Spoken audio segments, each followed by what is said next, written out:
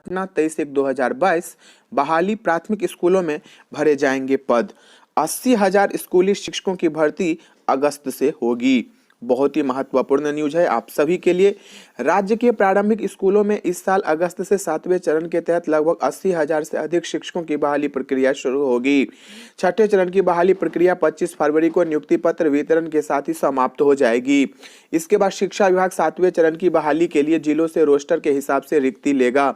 छठे चरण में अभी 90,762 प्रारंभिक शिक्षकों की बहाली प्रक्रिया चल रही है। इसमें 2 फेज में काउंसलिंग के बाद 38,000 अभ्यर्थी चयनित हो चुके हैं। तीसरे चरण में 28 जनवरी तक 1368 नियोजन इकाइयों में 12,495 पदों के लिए काउंसलिंग होनी है।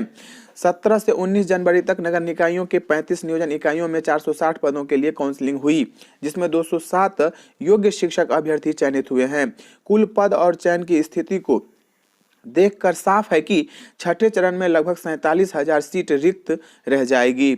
19 सितंबर 2019 तक लगभग 71,000 प्रारंभिक स्कूलों से शिक्षकों की रिक्ति ली गई थी, तब रिक्ति 90,762 थी। यानी कि आप लोग जान सकते हैं ये गलत लिखा है, ये बैकलॉग बहाली हो रही है। कई जिला ने तो रिक्ति दिया ही नहीं है, सिर्फ दरभंगा ने रिक्ति दिया था। अब जब 7वें चरण में रिक्ति ली जाएगी तो 19 सितंबर 2019 के बाद स्कूलों में शिक्षकों के रिटायर होने के बाद रिक्त हुए सीटों की गणना होगी। इसके साथ ही छठे चरण में रिक्त रहने वाले लगभग 47,000 सीटों को जोड़ने के बाद रिक्ति लगभग 80,000 से अधिक होने की संभावना है। मैं तो कहता हूं कि 1 लाख से भी ज्यादा रिक्ति होगी। ये अभी स्पष्ट नहीं हो पाएगा, ये बहाली की प्रक्रिया पूरी होने दीजिए, उसके बाद आप लोग देखिएगा। छठे चरण में खाली रहेंगे 47,000 पद। शिक्षा विभाग प्रारंभिक स्कूलों में 7वें चरण के तहत शिक्षकों की बहाली की तैयारी शुरू कर दी है। पिछले दिनों शिक्षा विभाग ने बिहार विद्यालय परीक्षा समिति को पत्र लिखकर 2021 नवंबर में 2019-21 सत्र की डीएलएड परीक्षा का रिजल्ट जल्द जारी करने के लिए कहा है, ताकि ये अभ्यर्थी 7वें चरण की बहाली में शामिल हो सकें। ये बिल्कुल सही बात है। शिक्षक बनने के लिए योग्यता क्या होगा, ये देखिए। प्रारंभिक स्कूलों में शिक्षक बनने के लिए न्यूनतम योग्यता इंटरमीडिएट के बाद डीएलएड या सीटीईटी समकक्ष डिग्री होनी चाहिए।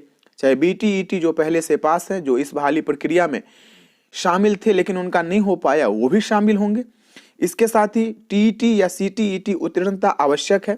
शिक्षक प्रशिक्षण के लिए राज्य में 66 सरकारी संस्थान है।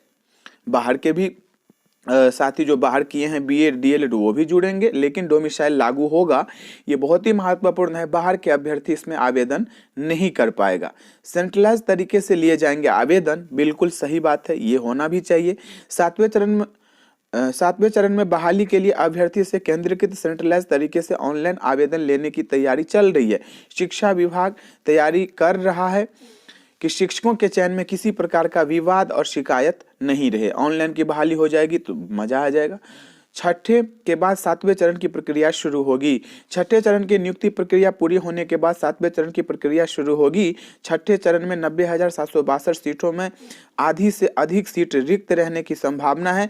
पिछली बहाली प्रक्रिया शुरू हुए लगभग 2.5 साल हो चुके हैं।